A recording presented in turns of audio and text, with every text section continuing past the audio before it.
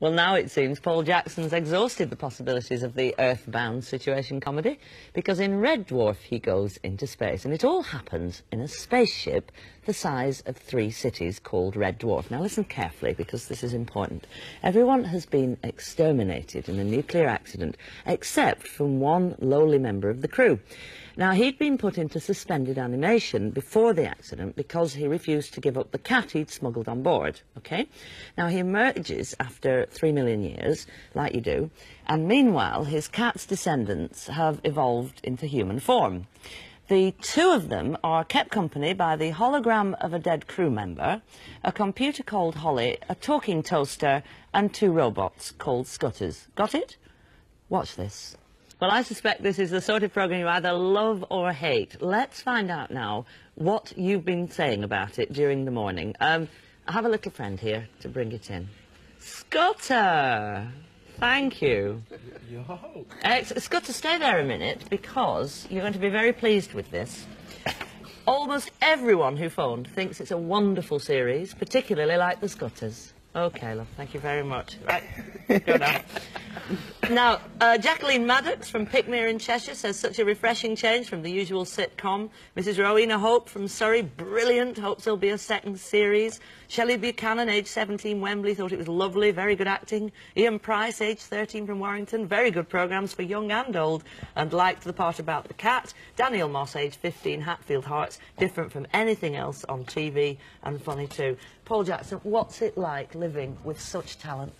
It's very embarrassing seeing that range of wonderful ideas from Lisa Mayer, Ben Elton, and then Grant and Naylor attributed to me. I mean, I only produced them. The ideas for all those series came from Lisa, Rick, Ben, and now Grant and Naylor.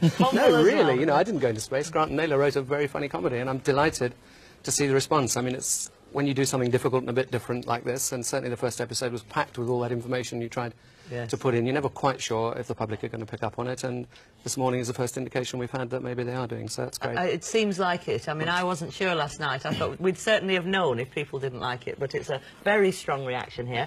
And a lot of comments about you two, if I could be so polite as to say that. Craig Charles and Chris Barrie are a great combination. Watched the first episode out of curiosity, enjoyed it, and watched again last night. Now, quite a few comments making that point. Did you know when you started it that it might take off? Do you ever get that feeling? Do you? Well, you know, it's maybe early to say, but I always had a feeling that it was certainly very different and totally unlike, as one of the callers said, anything else on TV. Yeah. So, and, you know, I've watched sitcoms now for a few years, and there's just been nothing to give it a lift from. All the new ones have been basically about, you know, the living room, the French windows, and all that settee sofa, kind of. Yeah. It's all yuppies. It's all, you know, tell me when your husband last saw his trousers and all this kind of stuff. You know, and I think somehow, you know, there's got to be something new, and Grant and Naylor have come up with it. You know, and I was just lucky enough to be involved in it with this one. In fact, Judith Osborne from Newport, South Wales, she likes Red Dwarf because it's stupid. Oh, that's She said it's just what she needs on a Monday evening after work, but why is there only one cat? Well, there's more. There's more cats to come. Yeah, we don't want to give it away, though. There's lots of calls hanging on for you, so let's find out who's on the line. Gary Witter from London. Gary, hello. Hello. What do you think of it? Well, I've got a question to ask Paul Jackson, actually. Right, good. I'd like to ask Paul if he was influenced by Douglas Adams' Hitchhiker's Guide to the Galaxy, because I feel that the humour concerning the technical aspects of the plot, i.e. space and time travel, is in a very similar vein to the humour in Hitchhiker. Yes. Well, no, I don't think it is, and it wouldn't be me who was influenced anyway. I can't say often enough. This is written by Rob Grant and Doug Naylor, and I say that in credit to them, not to try and offload blame. I don't think they were influenced. I think there were influences, possibly in the line of maybe Dark Star or Alien, the kind of the big tramp steamer of a ship, the non-glamorous side, if you like, of space travel. Yeah. I actually think Hitchhiker's Guide was really quite different, with the double-headed Beetlebrox and the various alien beings and so on. This is something that we very definitely didn't want to get into. And to your earlier callers, yes, we have got a second series. We're going to the studios right next door here in Manchester next May. Excellent. And even in that second series of 7 more, that'll be 13, I don't think there's going to be ray guns or aliens or... No Baco foil. No Baco foil. No Baco foil. So I think it's a different genre, really, Gary, from from Hitchhiker's Guide. Great that was as a radio show. I thought it was a brilliant radio show. I realise Red Dwarf is a lot more of a straight humour programme, rather more than Hitchhiker's was. Yes, exactly. That's what I'm saying. It's really, I think it's a classic sitcom. It's about two guys who don't like each other, who are locked together in a position they can't get out of. Yeah, I think it's an excellent series. It's made even better by Craig Charles and Chris Barrie. I both think are brilliant. Well, thank you. Anything you want to ask them, love? Briefly. Well, I think Craig Charles, I mean, in these last two roles, he's made a great jump, hasn't he? I mean, he played a very serious role in The Marksman, and now he's jumped straight into humour again with Red Dwarf. Is that a question or a statement? Do you want me to answer that, Gary? No, it's definitely a statement. I think it's You good can say to see that thank you're you. very articulate in the way that you can handle all different roles, jumping straight from serious acting onto comedy. Thanks very much. Well, the mate. obvious- It makes it a bit worthwhile, you know. The obvious Cheers. question out of that, Craig, is which do you prefer? I don't prefer any, really. I like doing everything. I mean, it's such a nice change. I like doing Red Dwarf because I was working with Paul, who's a guru, and Chris, who's funny. Like, so I like doing that. I like doing The Marksman because it gives me the chance to be really, really nasty. Yeah. Why do you say he's a guru? Because he's just like, I mean, he's done so much good work. I mean, it was great working with a comedy pedigree, you know, people who've done like so much good work in the past that when you were a kid, when you were growing up, you were watching it on the telly saying, yes, I wish I could work with those guys. Then when the chance comes along, you just jump at it, don't you? Yeah, and Chris, I mean, he's just written you off as funny. But you're actually, apart from doing all your wonderful voices on Spitting Image and your impersonations, and you've done lots and lots of telly, this is, again, another string to your bow, isn't it?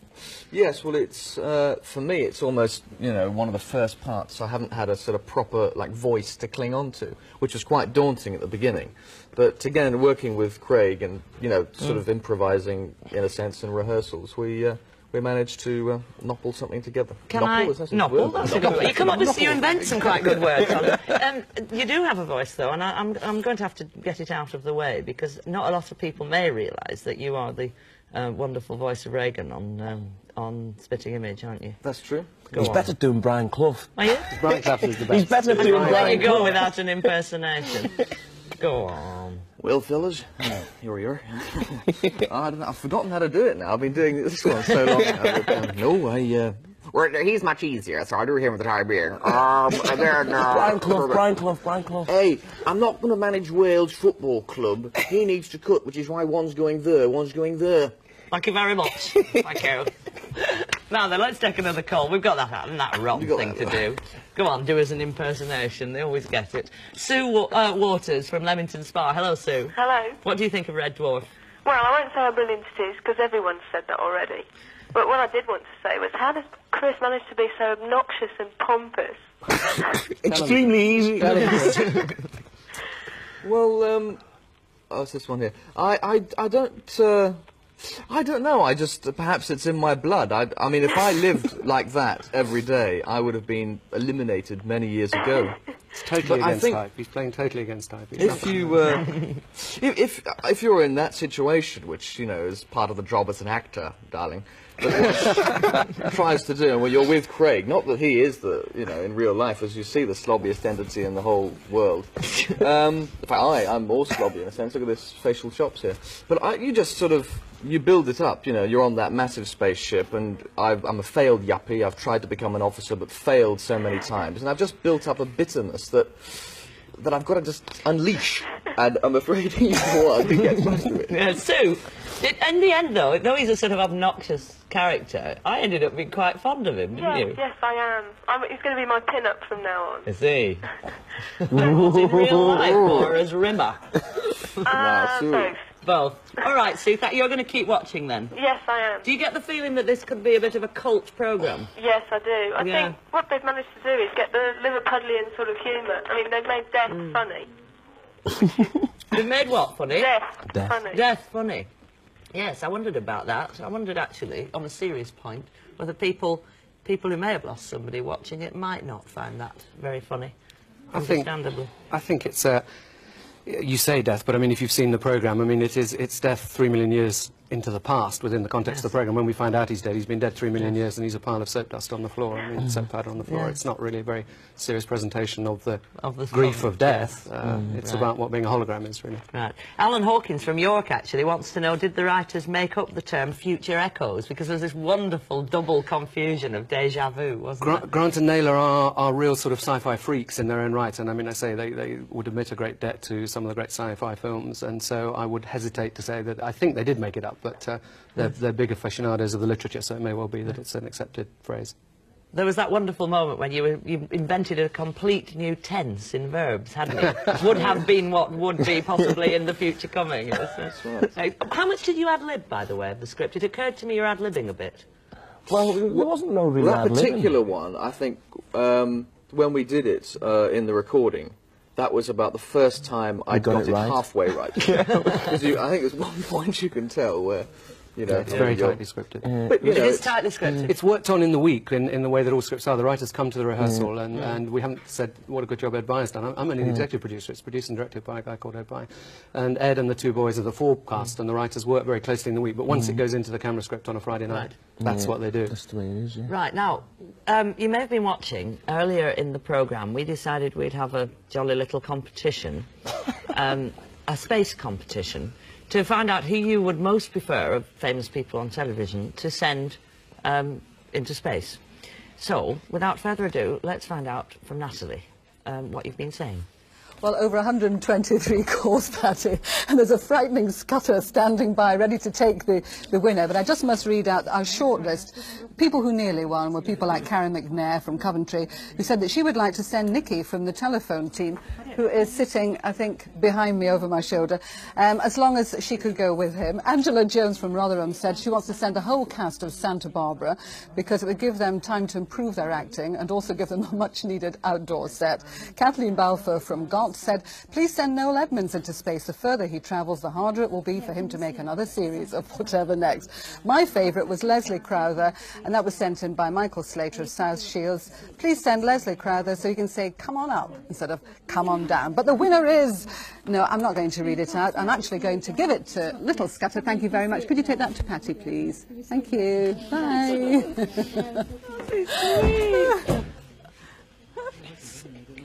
Oh, Scudder. Could you give it to Chris, please? Could you give it to Rimmer? I can't touch it, I'm afraid. Why not? He's a hologram. I'm a hologram. Oh, of course you can't touch things. No, these are my hands. What These are my hands. You're very rude to these young things, aren't Well, you? they're so stupid sometimes, aren't they? Do they But ever, they're learning, they're learning. do they My ever little attack boys are you or learning. anything? Do they ever go for you? Not yet. It's extremely... At the end of the Good first ideas, series, but- they made us little models of them that we all took home and kept. It was one of the best moments of my life, really, getting presented this little model Scudder. Oh, lovely. They are brilliant, actually. We'll not tell people how they do it, but they're really... To say it's just a sort of metal contraption, it's very simple and rather lovable, I think you are, Scudder. Who's getting excited. Right, the results of the competition. Right, where are you? There. Rachel Day from Birmingham. She nominates Eddie Edwards because it would give him a real lift. Right. Oh, also the same suggestion was Christopher Sturgis, I'm told, who's on the phone now. Hello, Christopher. Hello. Now, Eddie Edwards was the fella who did the leap. Yes, that's right. Well, I think it's definitely got to be Eddie the Eagle Edwards. Yes.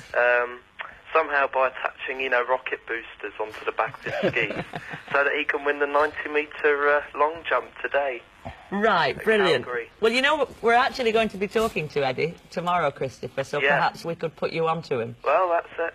Are you a fan, or is this a cruel thing to send him to space? Oh, no, I'm a definite fan of his. I thought people would have been much crueler in this competition, but... well, I'll tell you what, Christopher, come on the programme tomorrow and ask Eddie any questions you might want. All right? OK. OK, thank you. All right, thanks very much. Oh, just a minute, I've got something to show you. Don't say we're not generous in this programme. Look at that, an open-air sweatshirt. Oh, fantastic. Give Great. it to Scott. Scudder's getting excited. Give him that, will you? Thank you very much. OK, thank you. OK, love. Now, can I ask you, was it written with Craig Charles and Chris Barrie in mind? Because a lot of people have said it seems to fit them so well. No, in fact, it was a very, very tough casting process. I mean, it was the most difficult casting we've ever done. When we found the pair who are now playing it, I think we were all convinced that was, you know, the ideal answer, but it was a very long casting for all four principal parts. Do you remember the audition? Was it difficult? Yeah. Yes. How many people went along?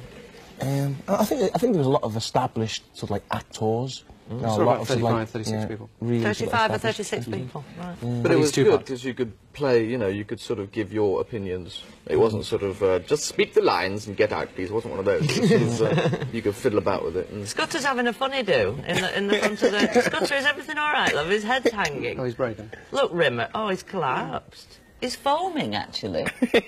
Oh, Scudder, are you all right? Does this happen in production, by the way? They're working so much better, Peter Ragg. I don't know what you're doing, but they're working so much better. We've got Christopher Jones from Walsall on the line. Hello, Christopher. Hello, Christopher. Good morning. What's your... Do you like it, the programme? Oh, yes, excellent, yes. Yes? What's your question? I'd like to ask Craig and Chris who their comic heroes are.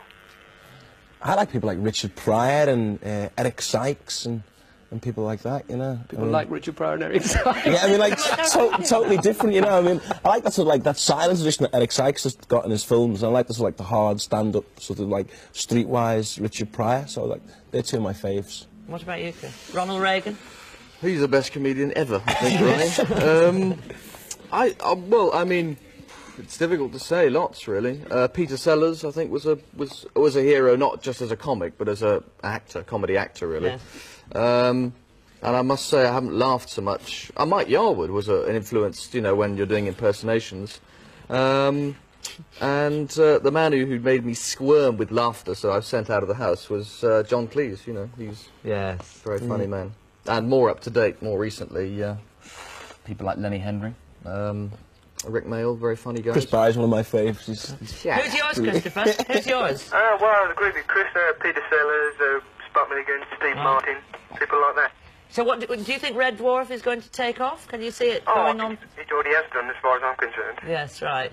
OK, well, thank you very much indeed. Thank you to both of you two for coming up. I think you've got a hit on your hands. We can normally tell. Can I just say something? Yes, go on. I'm playing Newcastle Riverside tonight. So come and see me.